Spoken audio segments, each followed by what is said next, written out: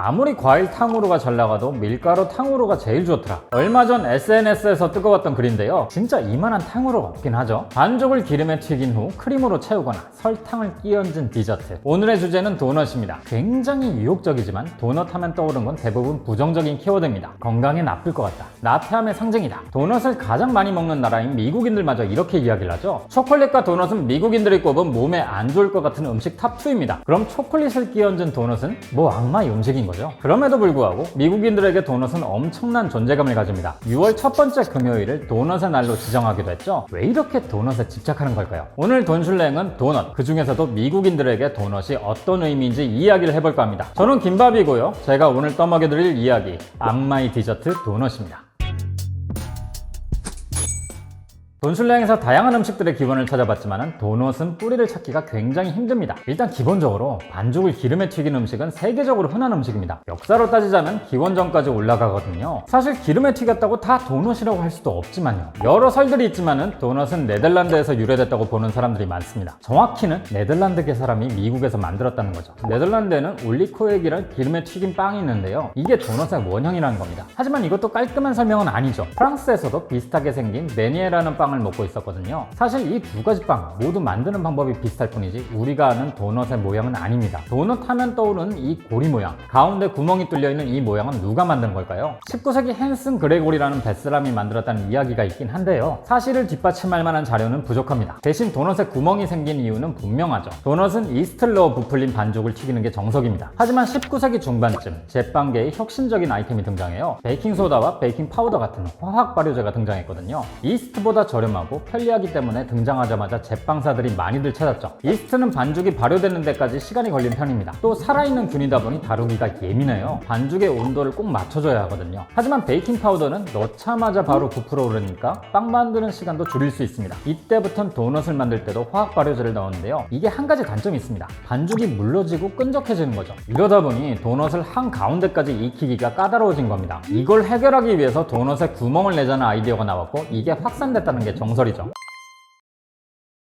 도넛은 원래 귀한 음식이었습니다. 기름이 귀했으니까요. 예전에는 라드로 도넛을 튀겼어요. 라드는 돼지 지방을 말하는데요, 이게 당시 다른 식용유들보단 저렴했었거든요. 하지만 도넛을 튀기려면 한 번에 많은 양이 필요했기 때문에 아무리 저렴하다고 해도 쉽게 먹을 수가 있는 음식은 아니었습니다. 도넛이 확산되기 시작한 건 식물성 기름인 쇼트닝이 저렴하게 풀리면서부터입니다. 마침 밀가루와 설탕도 이 시기에 가격이 많이 떨어졌죠. 저렴하고 포만감이 높은데 간편한 음식, 도넛은 특히 노동자들이 많이 찾게 됩니다. 이런 도넛을 대중화시킨 건 뉴욕에 살던 러시아계 이민자 아돌프 레빗입니다. 레빗은 1915년 뉴욕의 한 베이커리 체인을 인수해서 장사를 하는데요, 빵 중에서도 도넛을 많이 만들어 팔았어요. 군인들이 도넛을 엄청 좋아했거든요. 하지만 도넛은 다른 빵보다 만들기가 힘듭니다. 기름 때문에 화성 위험도 있고 뜨거운 냄비 앞에서 계속 서 있어야 하다 보니 힘들기도 했거든요. 제빵사들이 도넛 만들기 싫어할 정도였죠. 그런데 찾는 사람은 계속 늘어나니까 해결책이 필요했어요. 고민하던 레빗이 기계를 하나 만드는데요, 이게 1920년대에 만들어진 최초의 도넛 기계입니다. 한 번 가동하면 시간당 1000개의 도넛을 찍어내는 당시 기준으로 어마어마한 기계였어요. 이때부터 도넛은 대량 생산이 가능해졌죠. 레빗은 도넛으로 큰 돈을 벌어들인 다음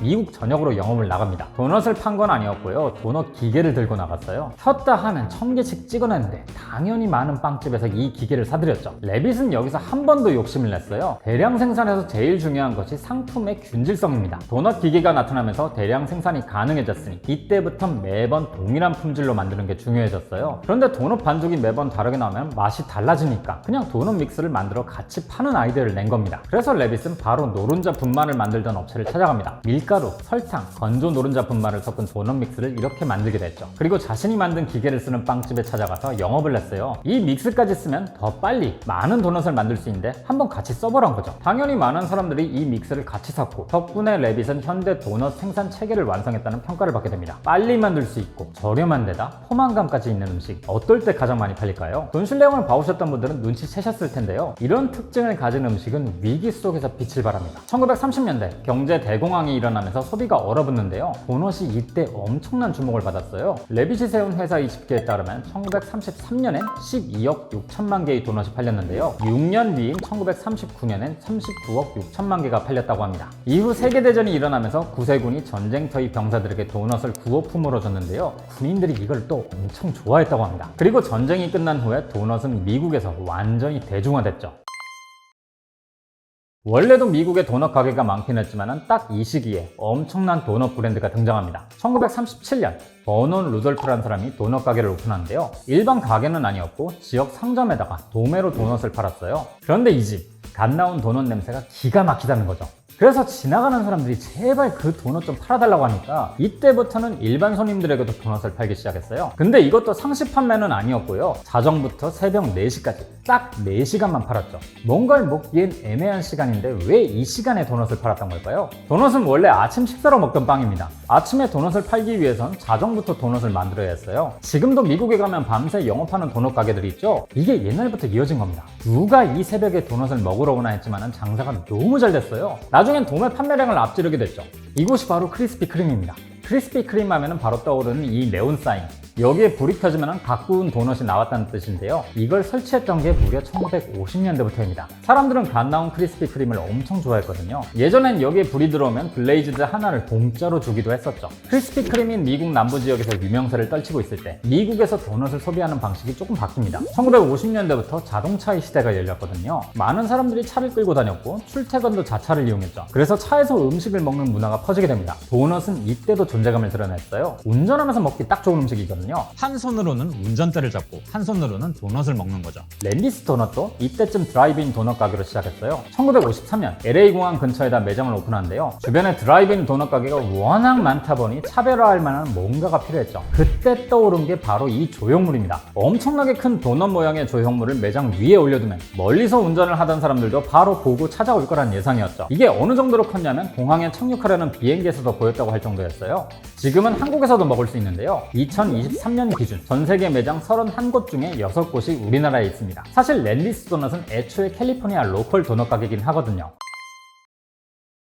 한국에서 가장 많이 알려진 던킨 도넛은 언제쯤 등장했을까요? 때는 2차 대전 직후 보스턴에 사는 윌리엄 로젠버그는 지역 공장 근처에서 푸드트럭을 운영했는데요. 처음부터 도넛을 판 게 아니라 샌드위치와 커피를 팔았어요. 주력 메뉴는 의외로 커피였고요. 이분이 커피에 엄청난 자부심이 있었거든요. 그래서 커피를 더 많이 팔려면 뭘 해야 할까 고민하다 생각한 게 도넛이었어요. 일종의 미끼 상품으로 메뉴에다 도넛을 추가한 거죠. 그런데 생각지도 못하게 도넛이 엄청나게 팔리면서 전체 매출의 40%를 차지합니다. 그래서 이때 사업을 더 벌리기로 결심하죠. 1950년 오픈 캐트리라는 이름의 도넛 가게를 열게 됩니다. 이 도넛 가게는 다른 도넛 가게와 달리 두 가지 차별점을 뒀어요. 첫 번째, 도넛을 매장에서 먹게 합니다. 이 무슨 당연한 말인가 싶겠지만 당시 도넛은 차에서 먹거나 길에서 먹는 음식이었어요. 그런데 로젠버그는 커피가 메인이다 보니 카페처럼 앉아서 먹게 하고 싶었던 거죠. 이때만 해도 매장을 이렇게 만든 게 로젠버그가 최초였습니다. 두 번째, 도넛을 다양하게 만듭니다. 당시 오픈 캐틀 매장 주변엔 28가지 아이스크림을 파는 가게가 있었는데 여기에서 아이디어를 얻어 무려 52가지 도넛을 출시하죠. 당시 다른 가게들은 많아봤자 5가지였거든요. 그리고 로젠버그는 이때 가게 이름을 바꾸게 됩니다. 혹시 덩크인이라고 들어보셨나요? 1930, 40년대에 헐리우드 배우들이 많이 먹던 방식인데 커피에 도넛을 찍어 먹는 걸 말합니다. 로젠버그도 자기가 만든 도넛을 자기가 만든 커피에 찍어 먹길 바랬던 거죠. 덩크인을 줄여서 던킨. 새로운 가게 이름은 던킨 도넛이 됩니다. 엄청난 인기였어요. 미국인들 사이에서 폭발적으로 인기를 얻었고 매장을 빠르게 늘려나갔죠. 로젠버그는 당시 처남이랑 장사를 했는데요. 의견 차이로 크게 한번 싸우고 갈라지게 됩니다. 이걸 계기로 처남은 자기 가게를 따로 차려서 독립했는데요. 여기가 바로 미스터 도넛입니다. 국내에도 잠깐 들어갔던 적 있죠. 7, 80년대까지 던킨 도넛과 1, 2위를 다투던 경쟁 관계였는데요. 뭐 나중엔 다시 던킨 도넛 모회사에 합병되긴 합니다. 던킨 도넛이 미국 전역으로 매장을 늘려나가고 있을 때 크리스피 크림은 아쉽게도 미국 남부 지역에서만 머물게 됩니다. 경영권 전쟁이나 뭐다 해서 내부적으로 분쟁이 많았거든요. 하지만 1980년대 들어 재정비에 들어가면서 다시 살아나긴 합니다. 주방을 유리벽으로 만들면서 도넛을 만드는 과정을 전부 볼 수 있겠는데요. 이게 당시 기준 엄청난 센세이션을 일으키거든요. 늦은 감이 있지만 90년대부터는 공격적으로 매장을 늘려나갔고 2000년대 초반엔 유럽과 해외로 사업을 확장하면서 많이 알려졌어요. 한국도 이때쯤 들어왔죠. 도넛 경쟁은 현재 진행형입니다. 미국에선 도넛 판매량이 한 해 73억 달러, 한화로 약 10조 가까이 팔리고 있거든요. 말로는 건강 때문에 많이들 안 먹는다고 하지만 이 수치를 보면 그렇지도 않습니다. 쫀득한 빵에 달콤한 크림, 이 원초적인 단맛의 도넛은 거절할 수 없는 매력이 있거든요. 호머 심슨은 이런 말을 한 적이 있습니다. 세상의 모든 도넛은 옳다. 문제가 있다면 너무 많이 먹는 사람들이겠죠. 뭐든 과한 게 문제니까요. 오늘은 죄책감은 좀 덜어내시고 달달한 도넛에 커피 한잔 하셔도 좋을 것 같습니다. 그럼 저는 다음에 다시 뵙겠습니다.